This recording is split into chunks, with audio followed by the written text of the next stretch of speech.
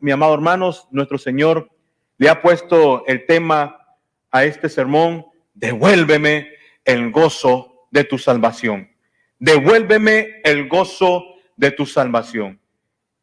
Qué bonita expresión, hermanos, en este caso el tema: devuélveme, regrésame, méteme otra vez en el gozo de tu salvación. Déjame decirte, mi amado hermanos, que vamos a estar concentrados en el Salmo capítulo 51, versículo 12, donde dice el salmista: vuélveme el gozo de tu salvación y espíritu noble me sustente. Vamos a estar hablando, mi amado hermanos, hoy en esta mañana de un personaje muy importante a través de lo que es la existencia del pueblo de Dios. Y vamos a ver, hermano, y vamos a aprender a través de él las circunstancias que pasaron o que pasó él, y que en un momento dado, mi amado hermanos, necesitó regresar, pedir a nuestro Dios que le volviese el gozo de la salvación. El único hombre en la Biblia, mi amado hermanos, que recibió un hermoso halago en la Escritura después de nuestro Señor Jesús fue David. La Biblia dice que David era un hombre conforme al corazón de Dios. Eso lo dice en 1 Samuel capítulo 13, versículo 14. Cuando el profeta Samuel habló a Saúl, él le dijo: mas ahora tu reino no será duradero. Jehová se ha buscado un varón conforme a su corazón, al cual Jehová ha designado para que sea príncipe sobre su pueblo, por cuanto tú no has guardado lo que Jehová te ha mandado. La mayoría de la gente piensa, mi amado hermanos, que esta frase hace referencia al carácter moral de David. Pero déjame decirte, mi amado hermano, que David era un hombre conforme al corazón de Dios, ya que él estaba comprometido a seguir los caminos de Dios. Y el Señor le dijo que él era conforme a su corazón porque él demostró fidelidad a la ley de Dios. Sin embargo, este punto de vista, mi amado hermano, tiene algunas dificultades. Por un lado, David estuvo muy lejos de ser moralmente puro ante la presencia de Dios. La Biblia registra, hermano, que David fue un hombre adúltero y asesino. Eso lo dice Samuel capítulo 11. David cometió adulterio con Betsabé y luego mató, hermanos, a su esposo tratando de encubrir su pecado, a Urías. Tratando como diciendo que para que nadie se dé cuenta, se olvidó, mi amado hermanos, que Dios lo estaba viendo. Basado a esto, ¿podemos decir realmente que David fue un hombre conforme al corazón de Dios? Cuando sus acciones parecían, hermanos, comunicar lo contrario, por supuesto que no. No podemos decirlo. Pero para comprender un poquito lo que la Escritura dice, porque él era conforme al corazón de Dios, tenemos que entender, mi amado hermanos, que debemos de entender el carácter de David. Tenemos que entender quién era David. Él hizo muchas cosas buenas, muchas cosas que él reflejó de una u otra manera el corazón de Dios. Como guerrero, él hizo conquistas importantes. Conquistó y fundó la ciudad capital de Jerusalén. Veamos las cosas positivas de David, porque muchas veces no solamente miramos lo negativo de las personas, lo negativo de David. Pero David tuvo muchas cosas buenas. Conquistó y fundó una ciudad específica y especial, Jerusalén, la cual era llamada en mucho tiempo antiguo la ciudad de David. Trajo a la ciudad, mi amado hermanos, el arca del pacto. En otras palabras, prácticamente, hermanos, trajo la representación simbolizada de Dios, la presencia de Dios al pueblo. Era un hombre, mi amado hermanos, que le gustaba danzar. Dice la Escritura, mi amado hermanos, que cuando él traía el arca, hermanos, él se quitó la ropa y él danzaba. Él bailaba, él le bailaba al Señor. La esposa, hermanos, desde su atrio lo criticaba. Algún pueblo lo criticaba por lo que estaba haciendo. Le gustaba cantar. Era cantante, le gustaba cantar. Hermanos, escribía lo que sentía. Por eso tenemos los diversos salmos. Casi la mayoría de los salmos son de él. Era un hombre que expresaba lo que sentía y no se andaba entre ramas. Cuando él vio a Goliat, mi amado hermanos, lo dijo sin filtros. ¿Quién es este filisteo incircunciso para desafiar a los escuadrones del Dios viviente? Véase bien, hermano. No se andaba entre ramas cuando tenía que decir algo, pero que fuera a favor de Dios. Por eso se gana la cualidad de ser llamado conforme al corazón de Dios. Pero como siempre, no todo es felicidad en la vida del hombre, en la vida de la mujer. David, más o menos a la edad de 40 años, y quiero que ponga atención porque voy a hacer un resumen un poquito corto de la vida de David. David, más o menos a la edad de 40 años, hermanos, le falló a Dios. Le falló a Dios. Se falló a sí mismo. Le falló a sus hijos. Le falló al pueblo. Tomando una mujer que no le pertenecía, causando muchas desgracias alrededor de su vida. Tanto así que a sus 53 años, mi amado hermanos, a sus 53 años, más o menos, ya no quedaba nada de aquel David alegre. Ya no quedaba nada de aquel David conquistador de naciones. Ya no quedaba nada de aquel padre ejemplar, rey aclamado por el pueblo. Ya no existía. Era un viejo que ya ni siquiera cargaba su corona. Sus hombros caen, su cabeza pende, caminaba encorvado, arrastraba los pies peor que un anciano. Hacía pausas al caminar. No porque la colina estaba muy alta, mi amado hermanos, sino que él hacía pautas para llorar. No tenía hogar. Uno de sus hijos, llamado Absalón, acababa de tomar el palacio por la fuerza en un golpe de estado. Y David, el gran conquistador, el hombre fuerte, que no le temía, mi amado hermanos, a un gigante, no quiso desafiar a su hijo. Este hombre que no le temía a nada, no quiso desafiar a su hijo. Su hijo entró a la ciudad, hermanos, con caballos, montado a caballo en un ejército, y no quiso enfrentar a su hijo. ¿Y sabes qué? Decidió huir. Y esa es por la cual yo le puse a usted una pantalla en la cual sale, hermanos, dice la escritura, todo agachado, todo desanimado, todo triste, destruido. Decide huir como un delincuente, tapando su rostro. Y atrás de él viene todo el pueblo, hermanos, detrás de él. Así lo describe la palabra de Dios en 2 de Samuel, capítulo 15, versículo 30. Dice la palabra de Dios en 2 de Samuel, capítulo 15, versículo 30. Y David subió la cuesta de los olivos. Estaba saliendo de la ciudad. Acababa de pasar, hermanos, las paredes de Jerusalén. Cuando tú salías, hermano, algún día Dios me da la bendición de ir a Jerusalén. Uno sale del muro de Jerusalén, hermano, y hay una cuesta subiendo el monte de los olivos. Y David, ¿sabe qué, hermanos? Dentro de los olivos, subiendo esa cuesta, salió llorando. Iba llorando, dice el profeta Moisés, llevando la cabeza cubierta y los pies, dice, descalzos. No le dio tiempo ni siquiera a agarrar sus chanclas, hermano. También todo el pueblo que tenía consigo cubrió cada uno su cabeza en señal de vergüenza. Porque era una vergüenza, hermano, su líder. Era una vergüenza su rey. Y no por lo que él había hecho, porque ya habían pasado 13 años, sino la consecuencia que había pasado de años y años cargando esa cruz, hermano. Y dice la escritura que iban llorando mientras subían. ¿Podríamos imaginarnos esta escena, mi amado hermanos, en nuestra mente? ¿Podrían ver a un rey derrotado, que por ende el pueblo refleja su mismo dolor, el mismo dolor de su líder? 13 años bastó para que el peso del pecado de un rapidín lo destruyera emocionalmente y espiritualmente. Y cuando digo rapidín, yo sé que usted me entiende, mi amado hermano. Sí, por irse a acostar con una mujer. 13 años habían pasado desde que se acostó con Betsabé, al tiempo que su hijo se fue en contra de él. El profeta Natán, quien lo confrontó en su pecado, dijo que Dios lo perdonaba. Dios te perdona. No vas a morir, le dijo.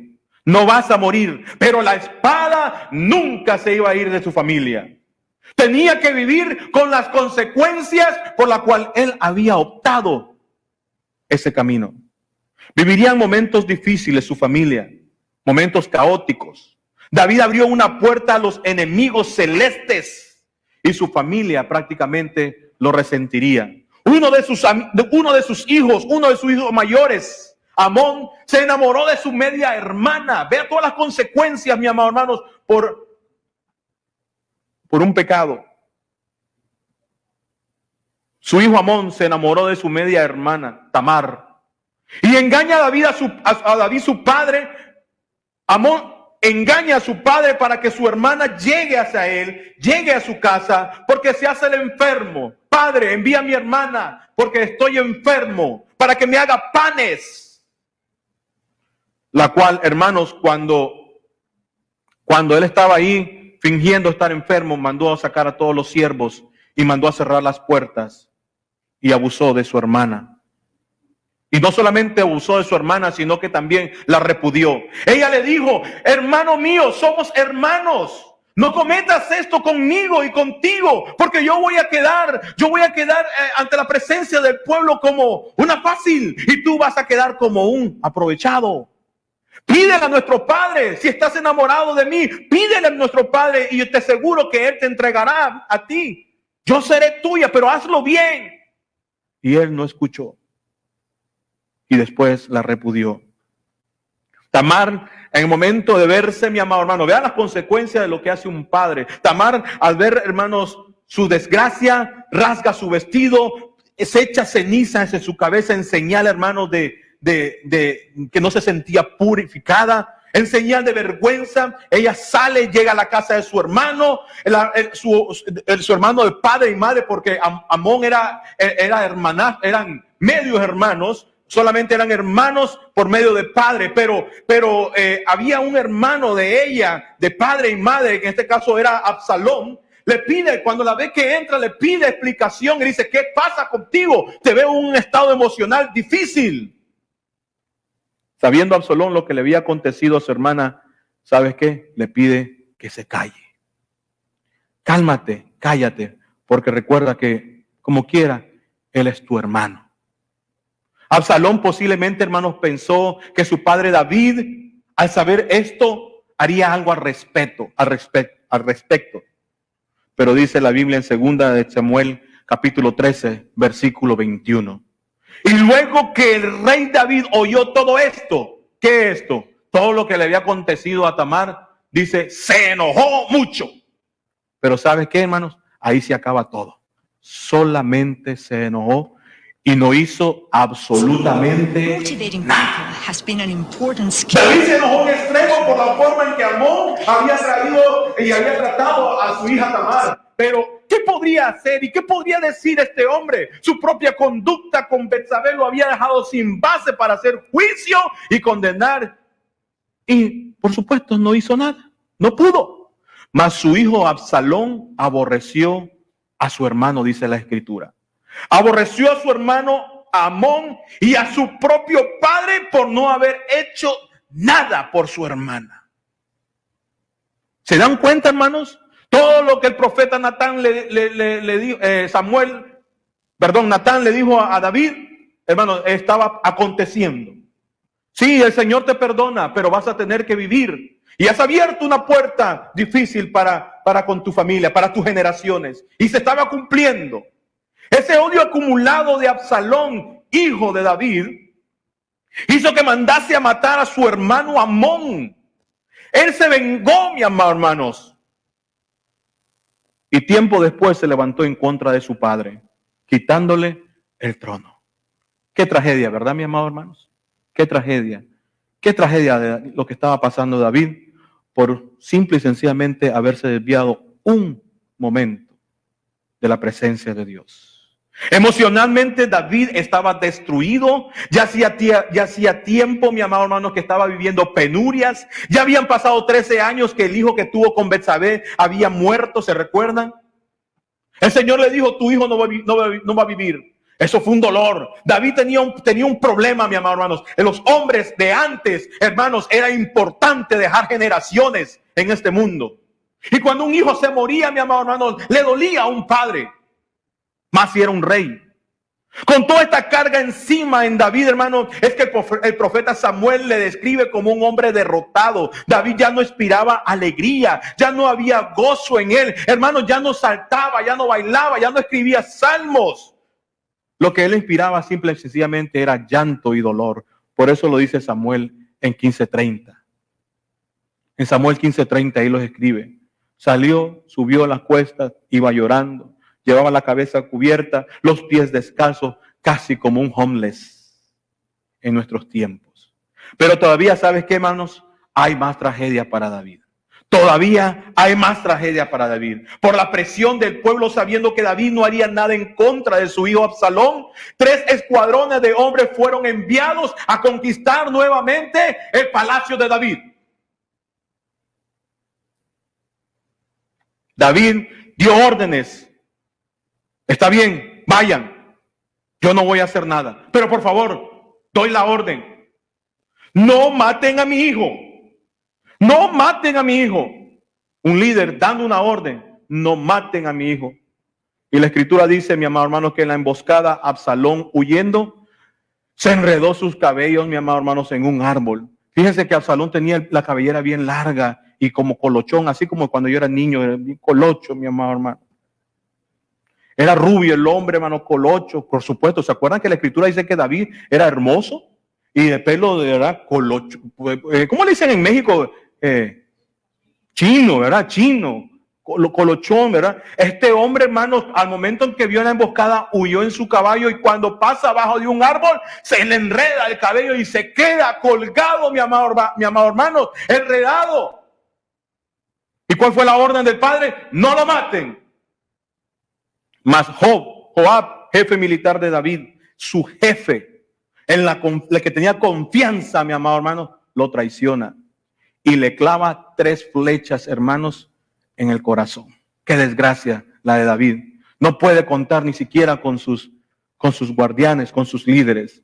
David, al enterarse de la muerte de su hijo, se derrumbó nuevamente, y así lo describe el profeta Samuel, mi amado hermanos, en 2 Samuel capítulo 18 versículo 33. Él dice: entonces el rey se turbó y subió a la sala de la puerta y lloró, y yendo decía: hijo mío Absalón, hijo mío Absalón, ¿quién diera que muriera yo en tu lugar? Absalón, hijo mío, hijo mío.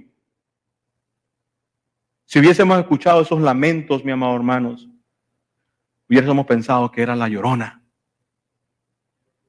Hermanos, David fue el primer protagonista de la película de Los ricos también lloran. ¿Cómo decía? A ver quién me ayuda, hermano. Ustedes que a mí. Pepe el Toro, ¿cómo así era, verdad? Cuando estaba llorando por su hijo. Hermano, ¿cuánto han visto ustedes esa película, mi amado hermano? Cuando él llora, Sí, el bebé que se quema, hermano. ¿Cuántos de ustedes no han visto esa película, hermano? Yo lloraba de niño, hermano, cuando yo miraba a este hombre llorar. Creo que le decía Pepito, yo no sé cómo que le decía. Torito, gracias, hermana. Torito, lloraba. Dicen los que escribieron y los que hicieron esta película, hermano, que ese lloro de Pedro Infante fue real, mi amado hermanos. Y yo me imagino igual también a David, hermanos, llorando por su hijo. Hijo mío. Yo no sé. Estaba fea la situación de David. Le voy a contar una anécdota. Había un rey que tenía la costumbre que sus ciudadanos le trajeran obsequios, regalos. Todos sabían que si eran convocados a la presencia del rey, no podían llegar con cualquier cosa. La mayoría de los que eran convocados se esforzaban por llevarle un buen regalo al rey, algo bonito. Mas un día le llevaron a un sabio sin nada de regalos en las manos. El rey lo volteó a ver y dijo: ¿y qué tú me traes? ¿Qué tú me traes? El que no le llevaba nada al rey, hermano, era... El rey al verle preguntó: ¿qué me darás tú como regalo? El sabio le respondió: te daré la mejor bendición de esta tierra. Exprésalo pues, dice el rey, exprésalo. ¿Qué es lo que tienes para mí? Y este hombre sabio le dijo, aquí están mis palabras. Que tu nieto entierre a tu hijo y tu hijo te entierre a ti. ¿Cómo? Dice el rey. Sí. Te lo voy a repetir, rey. Que tu nieto entierre a tu hijo y tu hijo te entierre a ti. El rey confundido le exclamó, ¿qué clase de bendición es esta? ¿Estás deseando la muerte de mi generación? No, rey, no, mi rey, exclamó el sabio. Estoy deseando y bendiciendo tu generación, porque vivimos en un mundo donde padres entierran a sus hijos. Mas yo te bendigo con el orden correcto, porque ningún padre debe enterrar o no debería enterrar a un hijo. ¿Cuántos dicen amén? Pero la vida es dura. Y David le estaba tocando enterrar a muchos hijos, mi amado hermanos, y ese era su dolor. Los padres no deberían enterrar a sus hijos. No quiero decir que un hijo no va a sufrir al enterrar a un padre. Yo ya enterré a mi madre, hermanos, cosa difícil. Y algunos han enterrado aquí a sus hijos, y es difícil, y es doloroso. Son los hijos los que deben de enterrar a sus padres. Este dolor lo estaba viviendo David como padre que añoraba ser él el muerto, no su hijo. Debido a toda esta tragedia, él escribe, hermanos, este salmo. Y es ahí donde vamos a enfocarnos. Hermano, él, con todo este dolor que él tenía, todavía tuvo fuerzas para escribir un salmo. Y el tema de este salmo, hermanos, se llama, él mismo lo tituló, arrepentimiento y plegaria pidiendo purificación. Salmo 51, 1 al 12 dice así, quiero que lea conmigo, hermano, sígame en la lectura. Dice David, después de todo esto que estaba pasando, ten piedad de mí, oh Dios, conforme a tu misericordia, conforme a la multitud de tus piedades, borra mis rebeliones. Lávame más y más de mi maldad y límpiame de mi pecado, porque yo reconozco mis rebeliones y mi pecado está siempre delante de ti, de mí. Contra ti he pecado y he hecho lo malo delante de tus ojos para que seas reconocido justo en tu palabra y he tenido por puro tu juicio. He aquí en maldad he sido formado, en pecado me concibió mi madre. He aquí tú amas la verdad en lo íntimo y en lo secreto me has hecho comprender tu sabiduría. Purifícame con hisopo y seré limpio. Lávame y seré más blanco que la nieve. Hazme oír el gozo y alegría. Hazme oír el gozo y alegría y se recrearán los huesos que has abatido. Esconde tu rostro de mis pecados y borra todas mis maldades. Crea en mí, oh Dios, un corazón limpio y renueva un espíritu recto dentro de mí. No me eches delante de ti y no quites de mí tu santo espíritu. Vuélveme el gozo de tu salvación y espíritu noble me sustente. Amén. Un hombre derrotado pidiendo, mi amado hermanos, purificación, perdón y que le devolviera la alegría. ¿Cuánto tiempo debe pasar, mi amado hermanos, para que reconozcamos que hemos pecado? ¿Cuánto tiempo debe pasar para que nos demos cuenta que el peso de la carga nos está hundiendo?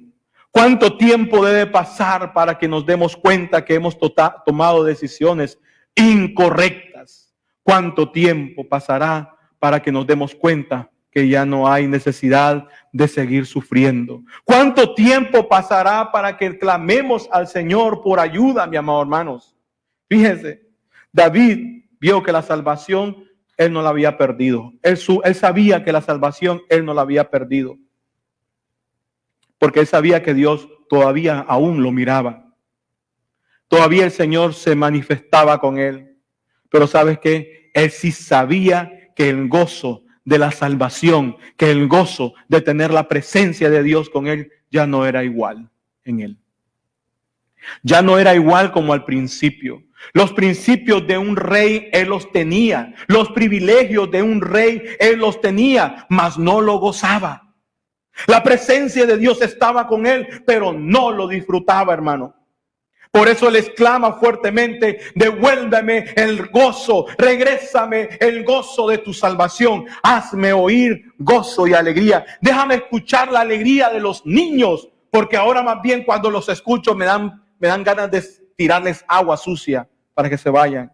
Límpiame, dice él, de toda mi maldad. Y sabe que de este salmo sale ese canto bello que la iglesia ha cantado por muchas generaciones, que dice: que mi vida entera esté consagrada a ti, Señor, que mis manos puedan guiar el impulso de tu amor. Lávame en tu sangre, oh Señor, quítame de toda mi maldad. Traigo a ti mi vida para ser, Señor, tuya por la eternidad. De ahí sale ese salmo, mi amado hermanos. ¿A cuántos hijos de Dios no nos pasa que hemos perdido el gozo en muchas áreas de nuestra vida? Ya voy a terminar, hermanos. ¿A cuántos de nosotros no nos pasa también que hemos perdido el gozo en muchas áreas de nuestra vida, así como David? Estás casado, estás casada, hermana. Tienes una familia, tienes tus hijos, pero no tienes el gozo de tenerlos. Tenemos un buen trabajo que tal vez otros quisieran tenerlo, pero no hay gozo en lo que hacemos. Tenemos dinero en la cuenta del banco que muchos tal vez quisieran tenerlo, pero el gozo de disfrutarlo no existe en usted o en mí. Tenemos la bendición de un edificio para adorar a Dios, pero no lo disfrutamos. Y valga la redundancia, qué bonito nuestro edificio. Tenemos la dicha que el Señor se fijó en nosotros. Hermano, el Señor se fijó en nosotros. ¿Cuánto creen eso? Nos rescató de las tinieblas, nos dio la vida y no lo disfrutamos. Salmos 8:4 dice al 5: digo, ¿qué es el hombre para que tengas de él memoria? Y el hijo del hombre para que lo visites. ¿Qué somos realmente, hermanos? Le has hecho poco, menor que los ángeles, pero lo coronaste de gloria y honra. Gloria a Dios, hermanos. Nosotros somos menor, mi amado hermanos, que cualquier existencia que pueda haber ahí afuera, hermanos. Somos lo menos. Porque los ángeles, hermanos, qué dicha tienen los ángeles. Son bellos, hermosos, con unas alas.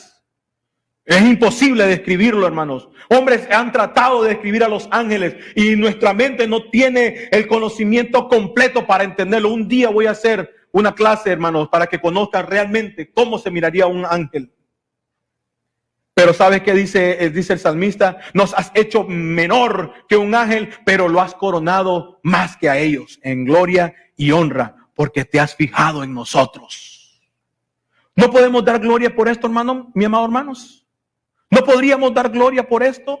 Mi amado hermanos, si sabes que viene, si el Señor sabe muy bien que venimos a cantarle. Él sabe muy bien que le adoramos. Él sabe muy bien que oramos, que escuchamos su palabra. Él sabe que cumplimos al estar aquí. Pero la pregunta es, ¿sientes el gozo de tu salvación? ¿Sientes el gozo, la alegría que Él ha hecho en cada uno de nosotros? Nos gozamos cuando le cantamos. Se renueva nuestro espíritu al orar. Transformamos nuestra forma de vivir, nuestra forma de pensar al escuchar su palabra. ¿O salimos de aquí igual como entramos? Si no es así, mi amado hermano, pidámosle a Dios, así como David le pidió al Señor: devuélveme el gozo de la salvación, para que Él nos restaure, para que Él nos limpie, para que Él nos sane, para que Él nos dé el gozo de sentirnos un hijo, una hija privilegiada ante la presencia de Él. No podemos seguir sirviendo a Dios sin el gozo de su amor, mi amado hermanos, sin el gozo de su misericordia. Necesitamos volver al principio, a cuando usted se bautizó por primera vez y fue limpio de todos sus pecados. Con aquella alegría que usted sentía al cantar, debemos de volver otra vez. Porque no podemos servir al Señor sin la alegría y el gozo de lo que Él ha hecho, como lo que Él ha hecho por cada uno de nosotros. El día que yo, hermanos, como ministro, pierda el gozo y sienta que el ministerio es una carga, sabes que tengo dos opciones: o lo dejo o le pido al Señor que me devuelva el gozo. Pero creo que me sería mejor pedirle que me lo devuelva. Porque el servicio de Dios tiene que ser, hermanos, genuino. El gozo de la salvación, hermanos, para finalizar, hará en nosotros establecer principios que guíen nuestra manera de vivir. Establecer principios que, hermanos, nos lleven a tener una buena manera de vivir. Número 2, el gozo de la salvación no hará en nosotros hacer excepciones a las normas de Dios. Esto sí lo hago, esto no lo hago. No. Harás todo lo que Él te pide. El gozo de la salvación hará en nosotros ser leales a Dios como también al prójimo. El gozo de la salvación hará que nosotros vivamos de tal manera que el Señor pueda guiarte por medio de su palabra. El gozo de la salvación hará en nosotros prestar atención y prestar servicio y al servicio de los demás. El gozo de la salvación nos hará sonreír, hermanos, en las buenas y en las malas. Sí, hay veces lloramos, sí. Pero dentro del lloro, hermanos, siente el gozo del Señor. El gozo de la salvación hará en nosotros en no quejarnos por todo. El gozo del Señor hará en nosotros el querer tener una buena asignación de servicio a la iglesia. Y esto es en general, hermanos, porque nos están viendo muchos hermanos. Gloria a Dios por eso. No estoy hablando directamente a su corazón. Estoy hablando en general. Dejemos de pensar, el hermano se queda y él lo hace por mí. No. Tomemos nuestras propias decisiones para servir. El gozo de la salvación hará en nosotros el adorar siempre al Señor como iglesia, dentro y fuera de este edificio. Y por último, el gozo de la salvación hará en nosotros seguir el ejemplo de nuestro Salvador. Dios nos ama, amados hermanos. Dios nos ama y quiere que seamos felices. No quiere que sigamos sufriendo.